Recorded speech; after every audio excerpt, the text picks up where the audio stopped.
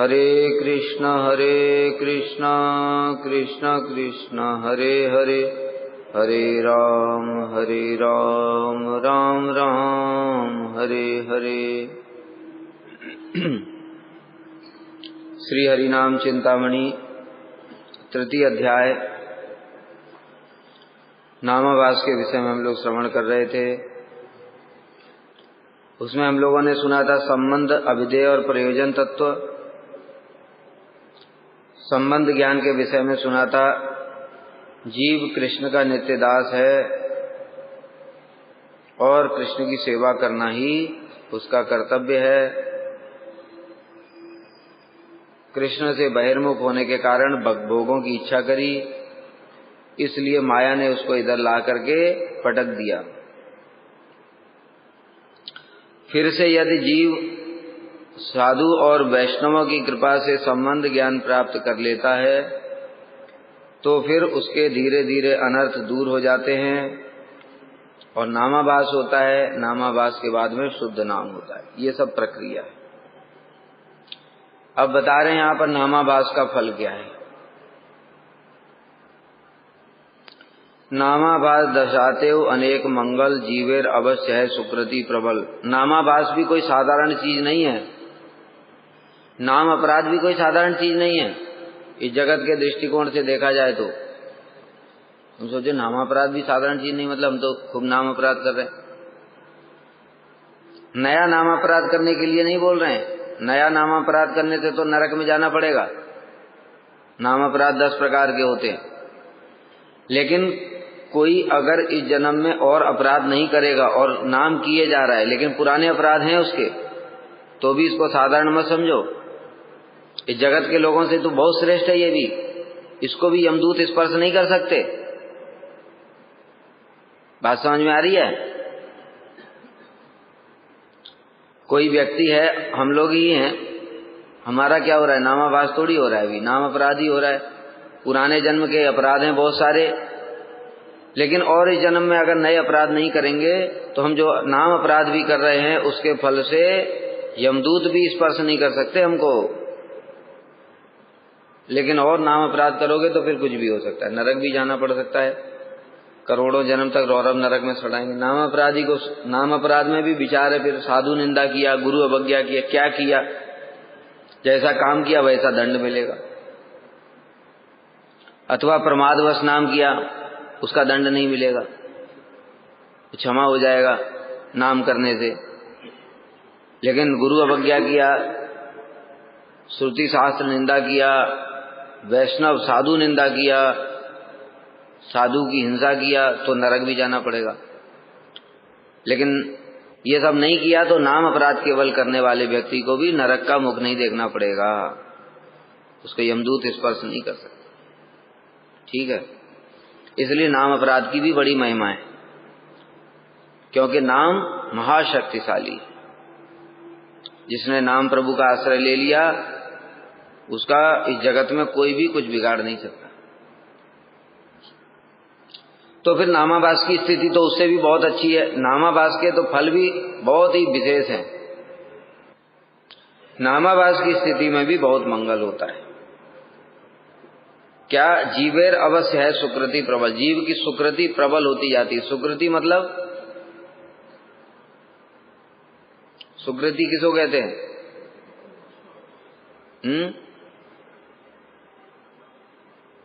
सुकृति का क्या परिभाषा बताया था? हाँ, शुभ कर्म। सु माने सु माने अच्छा, कृति माने कर्म, शुभ कर्म। शुभ कर्म को कहते हैं सुकृति। चाहे वो आत्मा से संबंधित किए जाएं, चाहे जगत से संबंध, दोनों ही शुभ कर्म है। किंतु 2 प्रकार के हो गए फिर ये शुभ कर्म। एक हो गया भक्ति उन्मुखी सुकृति, दूसरा अवांतर फलोन्मुखी सुकृति। तो भक्ति उन्मुखी सुकृति क्या है? जिसके फलस्वरूप हमें भक्ति में प्रगति होती है, उसको कहते हैं भक्ति उन्मुखी सुकृति, जो भक्ति की ओर ले जाती है। जो शुभ कर्म हमको भक्ति की ओर ले जाते हैं। उसमें कौन से आ गया? ये वैष्णव सेवा, श्रवणम कीर्तनम विष्णु इत्यादि, ये सब शुभ कर्म ये भी हैं। दूसरे शुभ कर्म है जो भक्ति की ओर नहीं ले जाएंगे, संसार में ही बांध देंगे। वो क्या है? यज्ञ, दान, व्रत, तप, इनके फलस्वरूप स्वर्ग प्राप्त होगा। ये भी शुभ कर्म तो है। इसलिए शुभ कर्म दो प्रकार के हो गए, एक भक्ति उन्मुखी सुकृति, एक अवान्तर फलोन्मुखी सुकृति। तो नामाभास से भी सुकृति होती है, मतलब कौन सी? जागतिक सुकृति नहीं होगी। नामाभास से भी भक्ति उन्मुखी सुकृति होगी। अब कैसे होगी वो तो अलग बताएंगे। जरूरी नहीं भक्ति उन्मुखी सुकृति और नामाभास से सब समय, ठीक है। नामाभास भी दो प्रकार का होता है, फिर श्रद्धा नामाभास, हेला नामाभास। श्रद्धा नामाभास से भक्ति उन्मुखी सुकृति होगी, हेला नामाभास से नहीं होगी, ठीक है। तो इस प्रकार से नामाभास से भी सुकृति प्रबल होती जाती है। ये हमारे लिए कह रहे हैं, नामाभास जो हम लोग कर रहे हैं उससे भी धीरे भक्ति में क्या है? प्रगति होती है। नामाभास करते करते भजन बल बढ़ता जाता है, भजन बल बढ़ता है, अनर्थ दूर हो जाते, अनर्थ दूर हो जाते, तब शुद्ध नाम होता है। इसलिए कह रहे हैं, समझ गए? शास्त्र क्या बोल रहे हैं उसको अच्छे से समझना चाहिए, क्योंकि नामाभास से जो मायावादी वो भी नामाभास करता है, उसका होगा भक्ति उन्मुखी सुकृति नहीं हो। मायावादी नहीं, ज्ञानी। मायावादी तो अपराधी है, ज्ञानी, ठीक है। प्रतिबिंब नामाभास होता है, छाया नामाभास, प्रतिबिंब नामाभास, श्रद्धा नामाभास, हेला नामाभास। तो प्रतिबिंब जो नामाभास होता है उसकी सुकृति नहीं होती है, भक्ति उन्मुखी सुकृति। आगे पढ़ेंगे एक एक करके ये सब क्या है। नामाभासे नष्ट है आछे पाप जत, नामाभासे मुक्ति है कली है हत। अब नामाभास की महिमा ही इतनी बता रहे हैं। देखो, नामाभास से और क्या क्या हो जाता है? जितने पाप हैं वो सब नष्ट हो जाते हैं, और नामाभास से मुक्ति है, मुक्ति हो जाती है, कली है हत, और कली का प्रभाव भी निरस्त हो जाता है। कली का प्रभाव मतलब देख ही रहे हो, कली में क्या होता है? कली मतलब कलह, चारों तरफ कलह, लड़ाई झगड़ा, मार पीट, द्वेष, ईर्ष्या, हिंसा, ये सब कली है। इन सब का प्रभाव भी निरस्त हो जाता है नामाभास से ही। और इसके उदाहरण देखो, नामाभास से पाप नष्ट हो जाते हैं। क्या प्रमाण है इसका? अजामिल प्रमाण है। अजामिल ने सारे जीवन भर इतने पाप किए। पहले तो अजामिल बड़ा ब्राह्मण था, सदाचारी ब्राह्मण था, विवाह भी हो गया था उसका, माता पिता की सेवा परायण था, सदाचार पालन करता था, ब्राह्मण का कर्तव्य पालन करता था। एक बार गया जंगल में, तो वहां पर उसने एक शूद्र और वैश्या को देखा संग करते हुए। बस उसके बाद में उसके दिमाग में वो चीज चढ़ गया, वीडियो रिकॉर्डिंग हो गई। दिमाग में वीडियो रिकॉर्डिंग हो गई, और वो रिकॉर्डिंग बार बार प्ले हो रही है। अभी उसको बार बार उधर से ध्यान हटाता है। बड़ा सुंदर वर्णन है। देखो, भक्ति में और शुभ कर्म में कितना अंतर है। बार बार उससे ध्यान हटाने की कोशिश करता है, अपने मन को समझा रहा है, अरे मैं तो ब्राह्मण हूं, वैश्या का चिंतन क्यों कर रहा हूं, मैं तो इंद्रिय संयमी हूं, ब्राह्मण को संयमी होना चाहिए। बहुत कुछ कर रहा है, ये पाप है, ये दुराचार है, ऐसा नहीं सोचना चाहिए। लेकिन मन जो है, इंद्रियाण प्रमाथीनि हरन्ति प्रसवम मनः,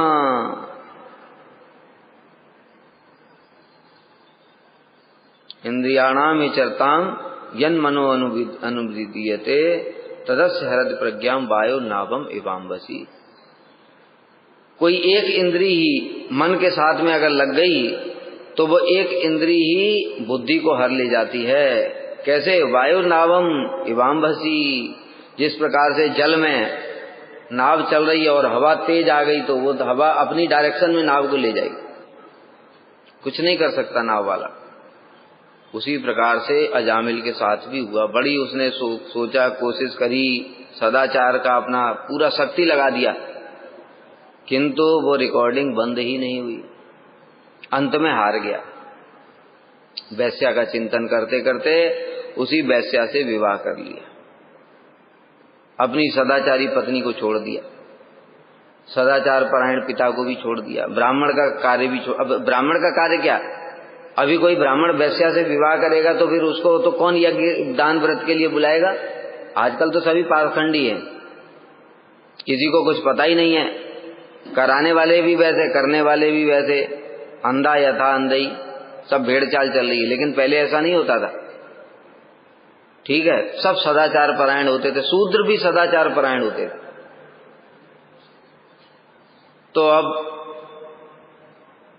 वैदिक कर्म तो कर नहीं सकता है, कोई बुलाएगा ही नहीं, तो कहां से, वैश्या को शादी कर लिया है तो खिलाएगा कहां से, इसलिए दुराचार और चालू हो गया। एक दुराचार से देखो कितने, एक होता है ना बीज, बीज से पेड़ बनता है, पेड़ से फिर इतने सारे बीज बनते हैं, ऐसे ही पाप बीज, एक बीज से कितने बीज पैदा हो गए। वैश्या से विवाह करने से ही सारे पापों का अकाउंट खुल गया पूरा। अब उसको पालने के लिए क्या करेगा, दुराचार करेगा, लोगों को लूटता है, छल कपट करता है, ठीक है, ये पाप। वैश्या से फिर संतानें उत्पन्न हुई, ऐसे करते करते सारा जीवन पापों में चला गया। पत्नी को छोड़ दिया, ब्राह्मण का कर्तव्य छोड़ करके शूद्र बन गया। अब मरने का टाइम, अब इतने सारे पाप हैं तो सिंपल सी बात है, अब तो यमराज तो आने ही आने हैं, चाहे पुण्य हो तो भी यमराज आएंगे, क्योंकि कोई ना कोई पाप तो होगा ही होगा। तो जो भी पाप होगा उसके लिए भी यमदूत तो आएंगे ही, नरक में भी ले जाएंगे, स्वर्ग में भी ले जाएंगे। भले 5 मिनट के लिए, अगर एक भी पाप है तो 5 मिनट के लिए भी ले जाए तो भी नरक में ले जाएंगे ही ले जाएंगे।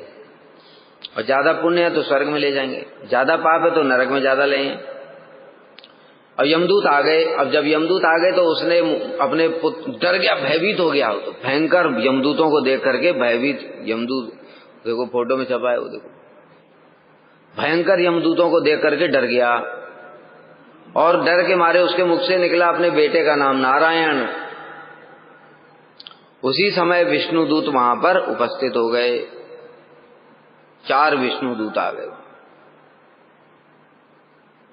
और विष्णु दूतों ने कहा, जो भगवान के दूत होते हैं ना, शास्त्र में ऐसा वर्णन है, भागवत में भी वर्णन है, भगवान क्या करते हैं, इस जगत में देवताओं को तो अपॉइंट कर रखा है, किसके लिए, नियम ठीक ठीक पालन करो, हर सिस्टम में नियम पालन करने के लिए, इसीलिए तो होते हैं ऊपर। मठ का इंचार्ज बनाने की जरूरत क्या है? अगर इंचार्ज नहीं होगा तो क्या होगा, जिसके जो मन में आ रहा है वही करेगा, कोई नियम नहीं, कुछ नहीं। तो इसी प्रकार से देवता हैं, इंद्र हैं, वरुण, यो, लोकपाल, दिक्पाल सब बनाया, ब्रह्मा शिव बनाए इनके ऊपर में भी फिर भगवान अपने दूतों को भेजते रहते, कहते देख करके आओ, जा करके संसार में कुछ गड़बड़ तो नहीं हो रहा है, भक्तों को कोई कष्ट तो नहीं दे रहा है। इसलिए भगवान के दूत भी विचरण करते रहते हैं, और वो देखते रहते हैं किसी भक्त के साथ तो कोई अनाचार दुराचार नहीं कर रहा है। ये देवताओं की भी बैंड बजा देंगे, वो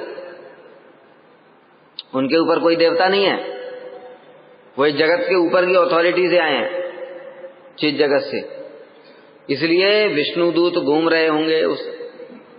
उसी समय नारायण जैसे ही पुकारा तो विष्णुदूतों ने देखा, अरे ये तो भगवान का नाम पुकार रहा है, हमारे प्रभु का, पहुंच गए वहां। और ये जो यमदूत है ये फंदा डाल करके खींच रहे थे। उसी समय पहुंचते ही उन्हें कहे ठहरो। देखने लगे कौन ठहरो, 4 विष्णुदूत शंख चक्र गदा पद्म हाथ में है, बड़ा तेजस्वी हैं। समझ गए इनसे तो हम पंगा नहीं ले सकते, तो छोड़ना पड़ा। फिर कहने लगे, अरे आप तो देखने में देवताओं जैसे लगते हैं, लेकिन ऐसा काम क्यों कर रहे हैं, हमको हमारे काम में बाधा क्यों दे रहे हैं? तो विष्णु दूतों ने कहा, तुम गलत काम कर रहे हो इसलिए बाधा दे रहे हैं, हमारा कर्तव्य है। धर्म की स्थापना करने के लिए भगवान आते हैं, अपने दूतों को भी भेजते हैं, इसलिए तुम अधर्म का कार्य कर रहे हो, इसलिए हम बाधा दे रहे हैं। यमदूत सोच में पड़ गए, हम अधर्म का कार्य कैसे कर रहे हैं, अधर्म का कार्य तो इसने किया है। इसलिए वो कहने लगे कि नहीं, हम तो धर्म का कार्य कर रहे हैं, ये पापी है, इसको हम ले जाएंगे, इसका अकाउंट में लिखा हुआ है।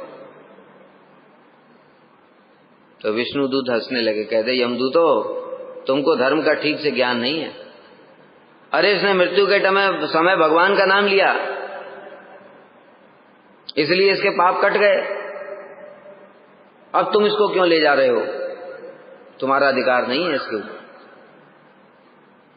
तो इस प्रकार से जब उन्होंने बोला तो यमदूत भी चक्कर में पड़ गए कि ये क्या हो रहा है।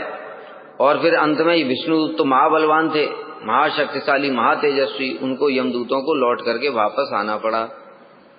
वापस आकर की जो उनके मन में हलचल मची हुई थी पहले ही कि ये कैसे हो गया, ये तो बड़ा पापी था, इसकी रक्षा कैसे हुई, इसके अकाउंट में भी लिखा था, इसको नरक में लाना पड़ेगा।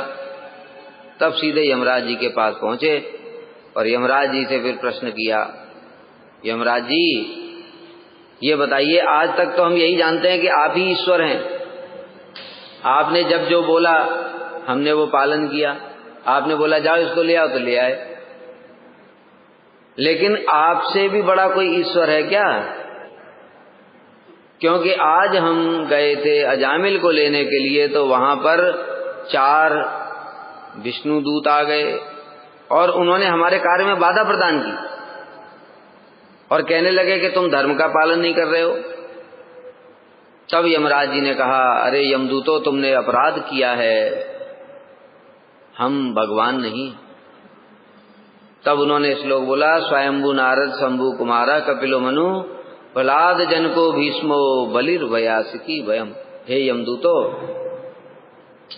हम भगवान के सेवक हैं, हम वैष्णव हैं, हम भगवान नहीं हैं। स्वयंभू माने ब्रह्मा, नारद, शंभु, कुमार चतुर्सेन, कपिल, मनु, प्रहलाद, जनक, भीष्म, बलि, सुखदेव और मैं, हम 12 महाजन हैं, हम अथॉरिटी हैं। महाजनों का काम क्या होता है? जगत में सबको धर्म को ठीक ठीक चलाना, ये काम है हमारा। लेकिन तुमने आज विष्णु दूतों से उनके अवज्ञा करी, उनसे बहस किया, इसलिए तुम्हारा अपराध है। और जो सेवक का अपराध है वो स्वामी का अपराध होता है। इसलिए हे प्रभु, मैं क्षमा मांगता हूं आपसे। यमराज जी वहीं से मानसिक रूप से ही भगवान से क्षमा याचना कर रहे हैं, प्रभु मेरा अपराध क्षमा करो। इस प्रकार से हुआ। और तब उन्होंने बताया, जीवा न भक्ति भगवत गुण नाम देयम चेतश्च न स्मरति तच्चरणारविंदम कृष्णाय नो नमति अच्छिर एकदापि तान अनध्वम असतो अकृत विष्णु कृत्यान। क्या मतलब हुआ? जिसकी जीवा भगवान का नाम नहीं लेती है, जो भगवान को प्रणाम नहीं करता है, जो भगवान का स्मरण नहीं करता है, उस पापी को खींच करके मेरे पास लेकर के आना। लेकिन जो ऐसा करता है उसको नहीं लाना। इसलिए तुमने गलती किया। तब यमदूतों को समझ में आया। अब तक वो यमराज जी को ही भगवान समझ रहे थे, तब उनको पता चला कि भगवान कोई और है। ठीक है, तो कहने का मतलब क्या है कि जो नामाभास हुआ था अजामिल का, वो भी अजामिल का कौन सा नामाभास? श्रद्धा नामाभास नहीं था। श्रद्धा नामाभास, हेला नामाभास में अंतर क्या है? श्रद्धा नामाभास नाम की महिमा को जान करके श्रद्धा पूर्वक नाम से, नाम नामी अभिन्न है, इस भावना से जान करके जो किया जाता है वह है श्रद्धा नामाभास। और हेला नामाभास नाम की महिमा को न जानते हुए भी कोई नाम करता है तो वह है हेला नामाभास। जैसे अजामिल, उसको नाम की महिमा पता नहीं है, वो तो अपने बेटे का नाम नारायण रखे हुए था और बस बेटे का नाम पुकार रहा था। वो भी 4 प्रकार का होता है हेला नामाभास, आगे आएगा। और उसी से उसका उद्धार हो गया। उद्धार हो गया मतलब क्या? यमदूतों से उसकी रक्षा हो गई, सारे पाप कट गए उसके। जितने पाप किए थे उसने जीवन भर वेश्या का संग किया और गलत सलत काम किए और उसके द्वारा जीविकोपार्जन कर रहा था, लूटपाट, चोरी डकैती करके, सब के सब पाप सब नष्ट हो गए नामाभास। ठीक है। यहाँ पर भी बड़े विशेष बातें हैं, और भी हमारे गोस्वामियों ने टीका में बताया कि जो अजामिल ने पहली बार अपने पुत्र को बुलाया था, नामाभास किया, उसी से ही उसके पाप कट गए थे। बाकी जो कर रहा था वो बार बार फिर बुला रहा था, वो तो उसका साधन है, समझ गए, अभी उसका साधन शुरू हो गया था। तो यही कह रहे हैं यहाँ पर, नामाभास से पाप जितने भी हैं वो नष्ट हो जाते हैं। और क्या होता है, नामाभास से मुक्ति हो जाती है। कौन सी मुक्ति? साहिज्य मुक्ति, साहिज्य मुक्ति भी हो जाती है। इसमें वर्णन आता है, आगे आएगा अभी, कि एक मुसलमान था और वो शौच क्रिया के लिए गया था जंगल में, और उसी समय एक सूअर आया, जंगली सूअर। जंगली सूअर के उसको होता है ना, नाक पे सींग होता है, और वो आया पीछे से और उसको मारा जब उसको, तो मुख से उसके हाराम निकल गया। हराम बोलते हैं ना सूअर को, तो हराम की जगह उसके मुख से हाराम निकल गया, उसका उद्धार हो गया, मुक्ति हो गई। तो कैसे मुक्ति होगी ये?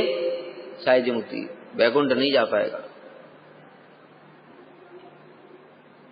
तो समझ गए, नामाभास से मुक्ति भी हो जाती है। और ये ज्ञानी लोग होते हैं, इनका भी नामाभास होता है, प्रतिबिंब नामाभास, इससे उनकी मुक्ति हो जाती है।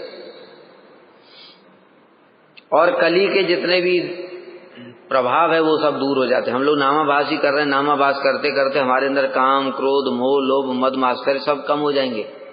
निष्ठा में क्या होता है? निष्ठा में नामाभास ही होता है, शुद्ध नाम नहीं होता है। लेकिन निष्ठा के स्तर में साधक जब पहुंच जाता है तो उसके अंदर में काम, क्रोध, मोह, लोभ होने पर भी उसका कुछ नहीं बिगाड़ पाते।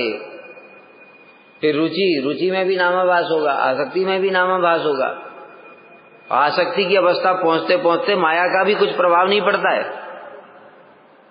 नामाभास का ही इतना महिमा है, माया से ऊपर उठ जाते हैं। और भाव अवस्था में तो शुद्ध नाम होता है।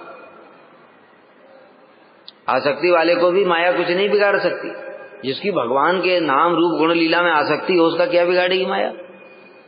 तो नामाभास का भी इतना फल है, साधारण चीज नहीं है नामाभास।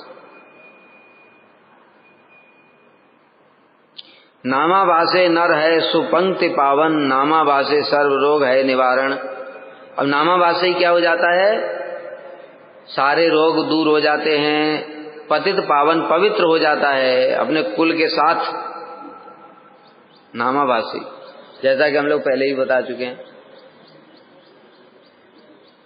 कि नामाभास से पतित जीव भी अपने कुल के साथ पवित्र हो जाता है। मतलब क्या? पाप बीज और अविद्या भक्ति से नष्ट होती है ना, तो पाप बीज और अविद्या ये सब जो नष्ट हो रहा है, ये सब नामाभास से ही हो रहा है, ये शुद्ध नाम से नहीं हो रहा है। शुद्ध नाम तो संबंध ज्ञान के साथ होता है। अभी हम लोग जो कर रहे हैं ये क्या हो रहा है? ये नामाभास हो रहा है। ये नामाभास से ही पहले पाप नष्ट होगा, फिर अप्रारब्ध, फिर प्रारब्ध, फिर पाप बीज नष्ट होगा, फिर अविद्या भी नष्ट होगी, तब जाके तो संबंध ज्ञान होगा। समझ में आ रही बात? संबंध ज्ञान कब होगा?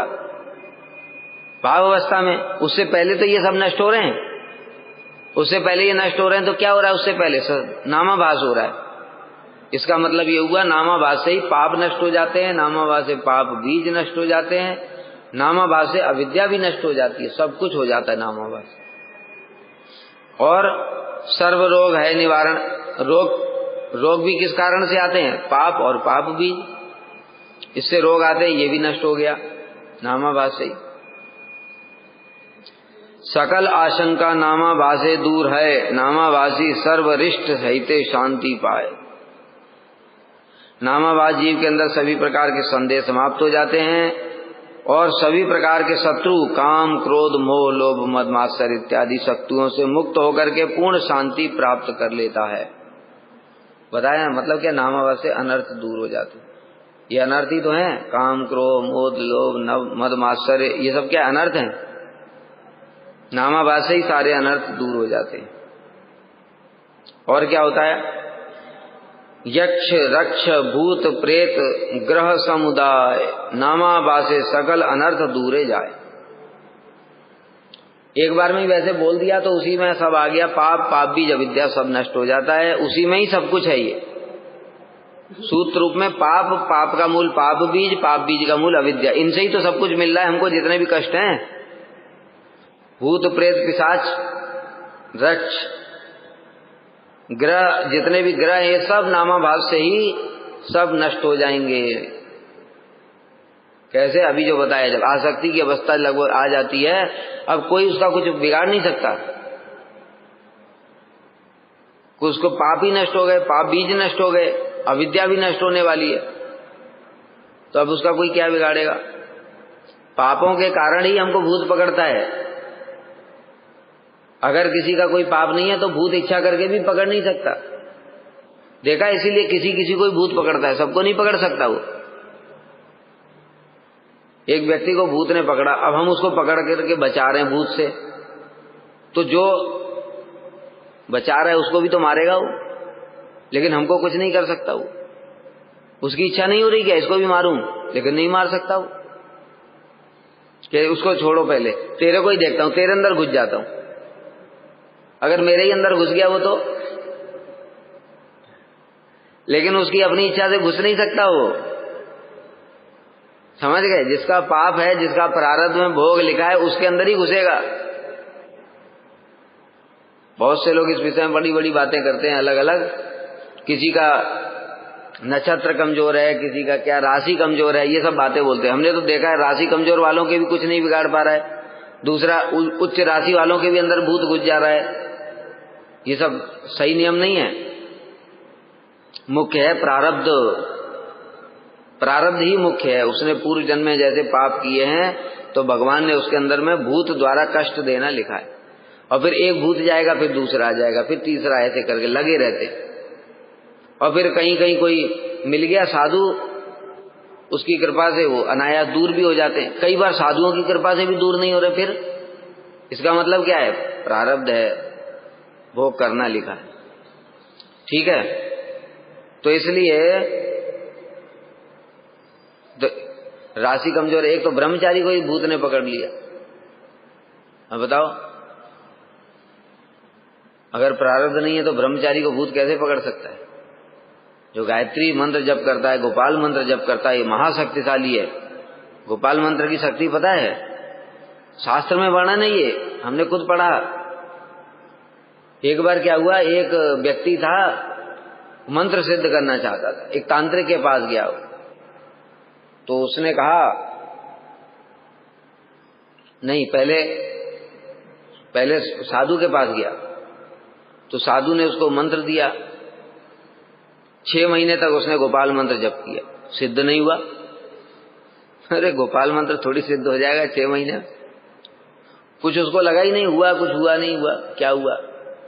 उसी समय उसको एक तांत्रिक मिल गया। उसने कहा भाई मंत्र सिद्ध, तो उसने कहा कि अरे मैंने मंत्र सिद्ध किया, मैंने भूत को सिद्ध कर रखा है। तुम ये गोपाल मंत्र छोड़ो, मैं जो मंत्र दे रहा हूं वो जपो, 1 महीना बैठ के शमशान में जप करो, अभी ये मंत्र सिद्ध हो जाएगा, भूत तुम्हारे सामने आ जाएगा और तुम्हारे वशीभूत हो जाएगा। उससे मंत्र ले लिया। अब 1 महीना वो भी जपा, वो भी सिद्ध नहीं हुआ। तो वो तांत्रिक के पास आया, कहता तुमने बोला था 1 महीने में मंत्र सिद्ध हो जाएगा, कुछ भी नहीं हुआ, भूत तो आ ही नहीं रहा है। तो वो जो तांत्रिक था उसने अपने वाले भूत को बुलाया, अपने वाले भूत को बुला करके पूछा भाई इसका मंत्र सिद्ध क्यों नहीं हुआ? ये तो नियम तो यही है, 1 महीने में ऐसे जपने से शमशान में सिद्ध हो जाता है। तो वो भूत ने बताया इसने 6 महीने गोपाल मंत्र जप किया, इस कारण इसके शरीर में शक्ति आ गई है। उस शक्ति के प्रभाव से वो भूत आता है, आ ही नहीं पाता पास। समझ गए? वो जलने लगता है, भूत पास आता है लेकिन जलने लगता है।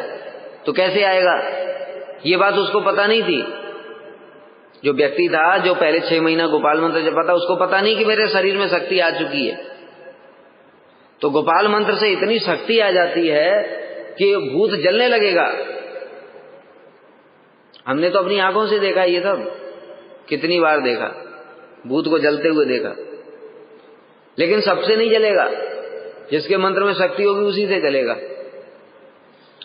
तो गुरुजी ने जो मंत्र दिया तो सबको एक ही तो मंत्र दिया, कोई अलग अलग मंत्र पढ़ पढ़ कर थोड़ी दिया। बात है जपने वाले के ऊपर। कोई ठीक से नियम पालन करते हुए जप करेगा तो उसके अंदर में बल आएगा। जो ऐसे ही टाइम पास करेगा, आने कर रहे हैं, दोपहर में, कभी रात में, कभी कोई टाइम ही नहीं है। ब्रह्म मुहूर्त में जब करते नहीं है, सात्विक समय ब्रह्म मुहूर्त, उसमें जप करना चाहिए। ध्यान एकाग्र करते हुए, मंत्र के अक्षरों का ध्यान करते हुए, मंत्र के देवता का ध्यान करते हुए, आचमन इत्यादि सब शुद्ध करके, तब तिलक विलक करके अच्छे से करेगा तो मंत्र में शक्ति आ जाएगी। टाइम पास करेगा तो फिर भूत पकड़ लेगा कि तो ब्रह्मचारी को भूत ने कैसे पकड़ा। इसका मतलब उसके अंदर कोई शक्ति नहीं आई। कोई शक्ति नहीं आई क्यों? क्योंकि मंत्र जब भी ठीक से नहीं हो रहा है।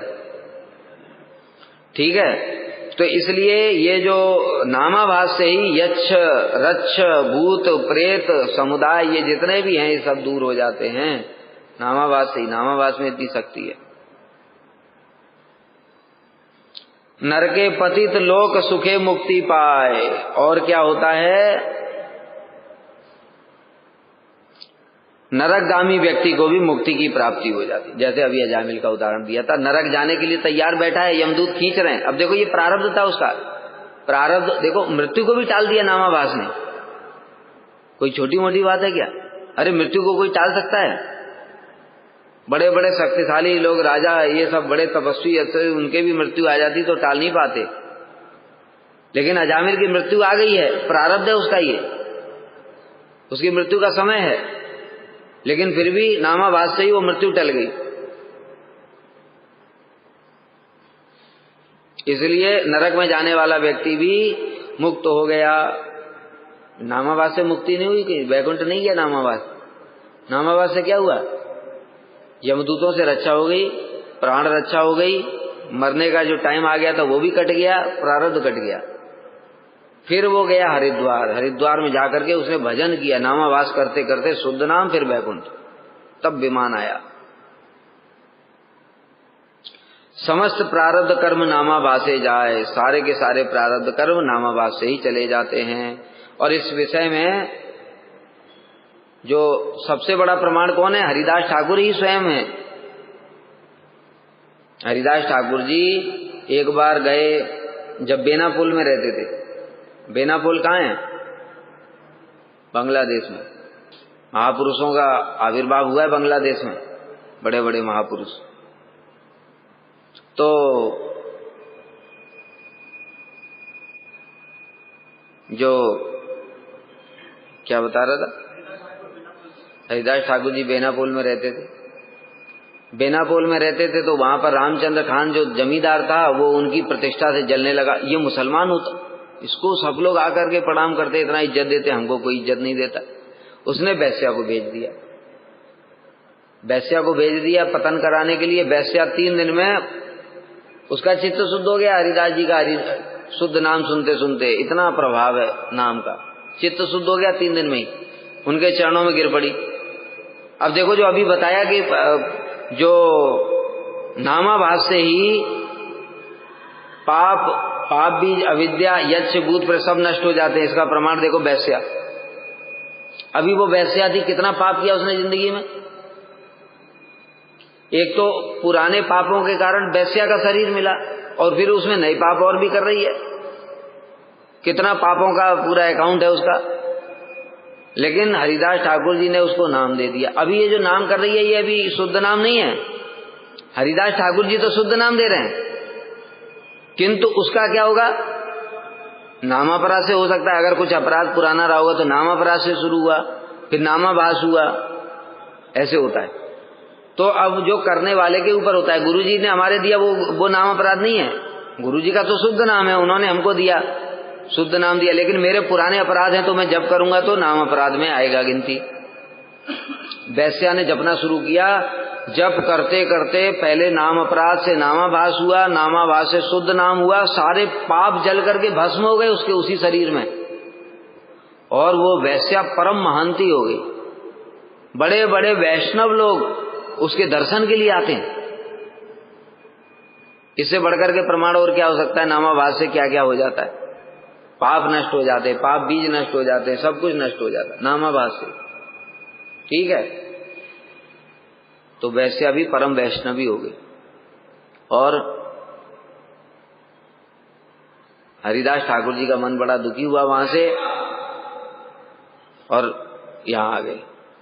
बेनापोल छोड़ करके फिर सप्तग्राम आ गए। सप्तग्राम में रहते थे यहाँ पर। तो एक दिन सभा लगी हुई थी, उस सभा में नाम की महिमा का कीर्तन चल रहा था। नाम की क्या महिमा है, कोई कह रहा था नाम से मुक्ति हो जाती है, कोई कह रहा था नाम से पाप नष्ट हो जाते हैं, जैसा जैसा शास्त्रों में लिखा हुआ है। उसी समय हरिदास ठाकुर जी आ गए वहां। तो जो लोग थे वहां पे सभी जानते थे हरिदास ठाकुर जी की क्या महिमा है, इसलिए उन्होंने कहा कि जो हरिदास ठाकुर हैं इनसे ही पूछा जाए नाम की महिमा क्या है। तो हरिदास ठाकुर जी के सामने सबने अपना अपना मत प्रकाशित किया। कोई कह रहा है नाम से पाप नष्ट हो जाते हैं, कोई कह रहा है नाम से मुक्ति हो जाती है।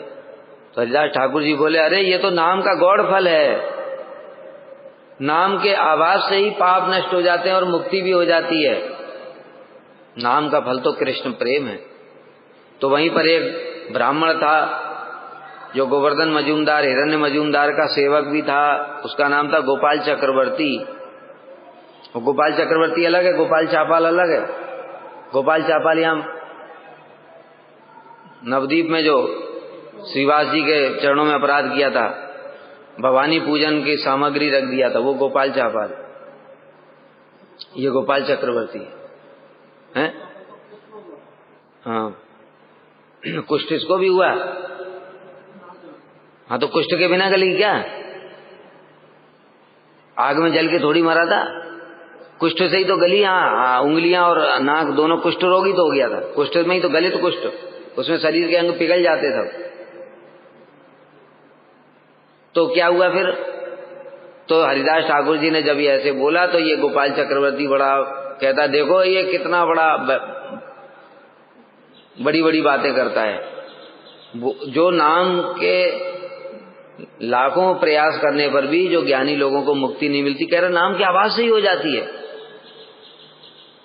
इस प्रकार से हरिदास ठाकुर जी का अपमान किया उसने। और हरिदास ठाकुर जी ने बोला, अगर नाम की आवाज से ही मुक्ति ना होती हो तो 3 दिन के अंदर में मेरी नाक कान क्या है गल जाए, ऐसा करके कुछ बोला, याद नहीं है मुझे पूरा। तो वो कहता है उसने भी कुछ बोला तो उसका अपराध हो गया। सारी सभा में हाहाकार मच गया, हरिदास ठाकुर जी के चरणों में अपराध किया। 3 दिन के अंदर में उस नाक बड़ी सुंदर थी, तोते जैसी, हाथ की उंगलियां भी बड़ी सुंदर थी, तो सब गल गया अपराध के कारण। ठीक है, तो कहने का मतलब क्या है, हरिदास ठाकुर जी जो बोल रहे थे वही सत्य था। नाम के आवाज से ही मुक्ति हो जाती है, इसलिए तो उनकी बात सत्य थी, इसलिए तो इसकी नाक गल गई। समझ गए? गलित कुष्ठ हो गया, 3 दिन के अंदर ही उसके नाक और हाथ सब गल गए। इसलिए यहां पर जो बता रहे हैं, समस्त प्रारब्ध कर्म नामाभास से ही नष्ट हो जाते हैं। और क्या होता है? सर्व वेदाधिक सर्व तीर्थ हईते बड़, नामाभास सर्व शुभ कर्म श्रेष्ठतर। सारे वेदों को पढ़ने, सारे तीर्थों की यात्रा करना तथा अन्य प्रकार के शुभ करने से भी नामाभास की महिमा श्रेष्ठ है। कैसे बताओ? कैसे श्रेष्ठ है बताओ? क्योंकि वेद पढ़ना कर्म है,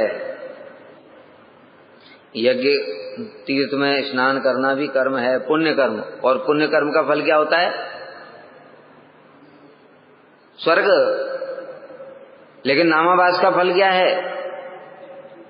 शुद्ध नाम, और शुद्ध नाम का फल है कृष्ण प्रेम।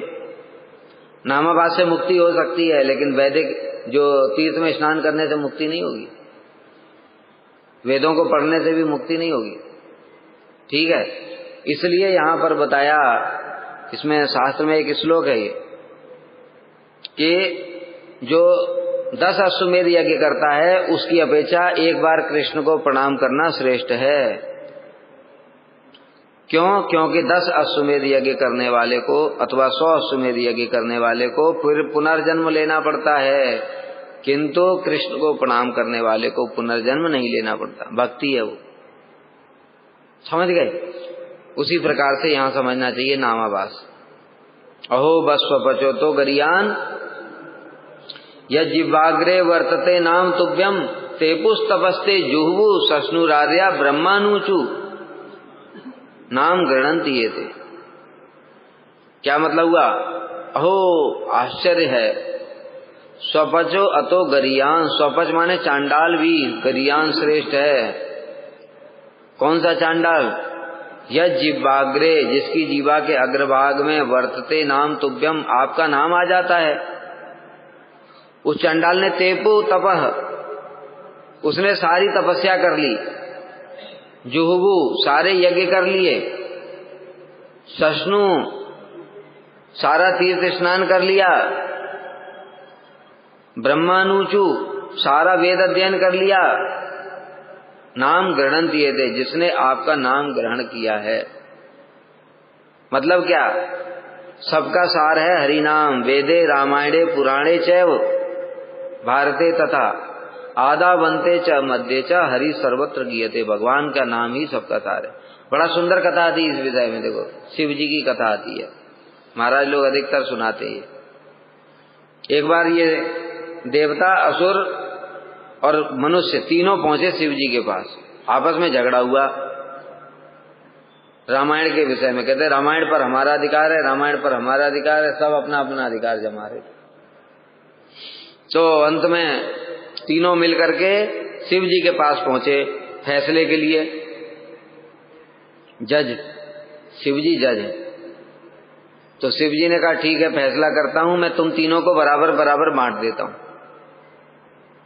उन्होंने रामायण में 1 लाख श्लोक हैं। उन 1 लाख श्लोकों में से 33 हजार तीनों को दे दिया। बचा कितना? 1000। 99,000 दे दिया, 1000 बचा। 1000 में फिर से 300 श्लोक दे दिया, 900 हो गया, बचा 100। 100 में से फिर 33 दे दिया तीनों को। बचा कितना? 99 हो गया, 1 बचा। 1 श्लोक बचा भी अंत में। अब जो 1 श्लोक होता है, उस अनुष्टुप छंद में प्रत्येक श्लोक में 4 चरण होते हैं। जैसे गीता है ना, गीता अधिकतर श्लोक अनुष्टुप छंद में है। कर्मण्येवाधिकारस्ते पहला चरण, मां फलेषु कदाचन दूसरा चरण, मां कर्मफल हेतुर्भु तीसरा चरण, मां ते संगोष्ठ कर्मणि, जातस्य ध्रुव मृत्युम पहला चरण, ध्रुवम जन्म मृतस्य च दूसरा चरण, तस्मात् अपरिहार्य अर्थे न त्वम शोचितुम अर्हसि। ये अनुष्टुप छंद है सर। इसमें 4 चरण होते, ठीक है। और प्रत्येक चरण में 8 मात्रा होती है। मात्रा कैसे गिनी जाती पता है? आज जाकर के देखना गीता का हर श्लोक 8 मात्रा होती है। अनुष्टुप छंद में जो 4 चरण होते हैं, चारों में 8 मात्रा होती है। कैसे देखो? जातस्य हुई ध्रुवो मृत्युम, जातस्य में कितने मात्रा हो गया? 3। जा त य, आधा नहीं गिना जाता है, ठीक है। जातस्य 3 मात्रा हो गई। ही 4, ध्रुवो 5 6, मृत्युम 2, क्योंकि आधा ता नहीं गिनेंगे, ठीक है। आधा अक्षर का मात्रा गिना नहीं जाता। मृत्यु 8 हो गया। तो रामायण भी अनुष्टुप छंद में है, तो इसलिए शिव जी ने 4 चरण में से 3 चरण को 1 चरण दे दिया, दोनों तीनों को। बचा 1 चरण। अब 1 चरण में 8 मात्रा है, तो 2 मात्रा तीनों को दे दिया। अब शिव जी के पास में अंत में 2 मात्रा रह गया, और शिव जी ने कहा देखो मैंने इतनी मेहनत की है, ये मेरा है, बाकी सब तुम्हारा है। अब वो था राम। सार ले लिया शिव जी ने और भार दे दिया तीनों को। समझ गए? तो कहने का मतलब क्या है? जो सार है वो है भगवान का नाम, वो शिव जी ने ले लिया राम, 2 मात्रा। कृष्ण में कितनी मात्रा? 2, ठीक है। नारायण में 4, ऐसे। तो इस प्रकार से जो नाम है वही सार है वेदों का, महाभारत का, रामायण का, भागवत का। भागवत का अंतिम श्लोक क्या है? हाँ, नाम संकीर्तनम यश सर्व पाप प्रणाशनम। नाम संकीर्तन ही सार है। ठीक है, इसलिए यहाँ पर यही बात कह रहे हैं, सर्व वेदाधिक सर्व तीर्थे हईते बड़। सर्व वेदों से भी, क्योंकि वेद पढ़ने पर भी अगर कोई भगवान की भक्ति नहीं करता, भगवान का नाम नहीं करता है, तो वो बेकार है। विप्राद षड गुणयुताद अरविंद नाव पादारविंद विमुखा स्वपचम वरिष्ठम। और भी श्लोक है क्या, न मे अभक्ता चतुर्वेदी, वेदों के लिए, न मे अभक्ता चतुर्वेदी मद भक्ता स्वपचा प्रिया तस्मै देयम ततोग्राह्यम सच पूज्य यथायम। मेरा अभक्त चतुर्वेदी ब्राह्मण भी है अगर, तो वो मुझे पूज्य नहीं है, ठीक है, लेकिन मेरा भक्त चांडाल भी मुझे प्रिय है, उसको ही देना चाहिए, उससे ही ग्रहण करना चाहिए। तो इस प्रकार से सभी वेदों से, सभी तीर्थों से भगवान का नाम बड़ा है, नामाभास ही बड़ा है। नाम की तो बात छोड़ो, नाम तो बहुत ऊपर की चीज है, नाम तो स्वयं कृष्ण है। नामाभास भी इनसे बड़ा है, क्योंकि वो नामाभास से भी मुक्ति हो जाती है, लेकिन तुम जाकर के तीर्थ में गंगा डुबकी मारोगे, उससे मुक्ति नहीं होगी, पाप खत्म हो जाएंगे।